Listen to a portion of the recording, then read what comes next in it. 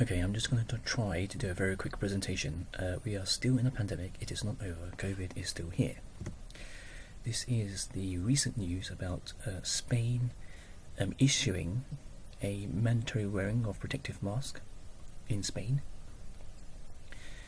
COVID is rampant. Children should not be going to school with coughs and cold symptoms unless they've tested negative for COVID. COVID is airborne. Where's the advice to mask and ventilate? If you look here, we have many people getting long COVID now, many people. And then we have a tweet saying, as an NHS doctor, they're finding it shameful that the Tories are treating doctors with, it's just they're not treating the doctors very well, right? So here we have neurological issues for a 5-year-old. Sadly, he died. And then we have an adult friend just hospitalized with RSV. Not testing for COVID is ignorance. We have 8 relatives gotten sick over the past week, 1 hospitalized, and they haven't been tested for COVID. So just to remind yourself that COVID is still here. Let me just tell you that viruses, even the common cold, can cause neurodegenerative disease, right? I mean, just to remind you that this is still an ongoing pandemic. So have a look at this, right? Even the common cold virus should be eliminated because we have the rhinovirus, which is really the virus that causes the common cold. The recently discovered the rhinovirus C is more virulent, probably, and they can cause more problems with asthma and acute wheezing and pneumonia. And it can be associated with lots of infections, right? So even the common cold is not good for you. Viral pathogens increase the risk of neurodegenerative disease. I've highlighted common there. Now if you look at the links between neurodegenerative disease and common viral infections, most of them is influenza, and we need to be reducing influenza.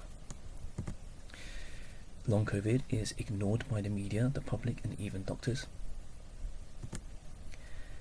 It's just that we're not taking this very seriously, right? We're not taking this seriously because it's airborne, and we are focusing on the wrong things at the moment, right? We need to be focusing on the clean air. Hospitalizations for flu and COVID jumped 20% over the Christmas period, 2023 to 2024.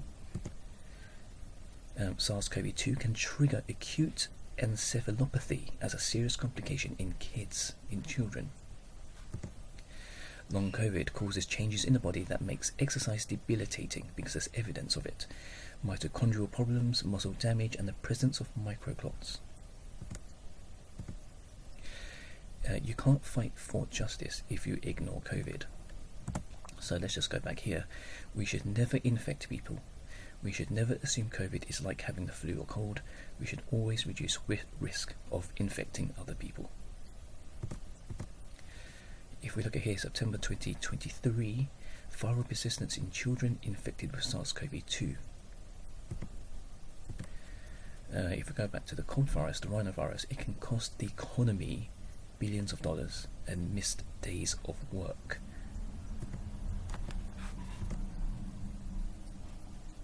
So here we have the spread of the rhinovirus, right, and there's a C.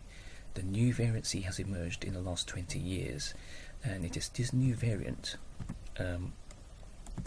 that could be more virulent. Okay, so we are increasing zoonotic disease, and we should be using the precautionary principle. We shouldn't be spreading COVID. We shouldn't treat COVID like the cold or flu. If we go back to this, right, 5 weeks on the ventilator, poor PPE, January the 3rd. So just going to end on this note. The ethics. We need to be reducing illness and disease, stop spreading illness. We need to promote cleaner air. We need time to heal. We can't keep getting reinfected. And we also have to test.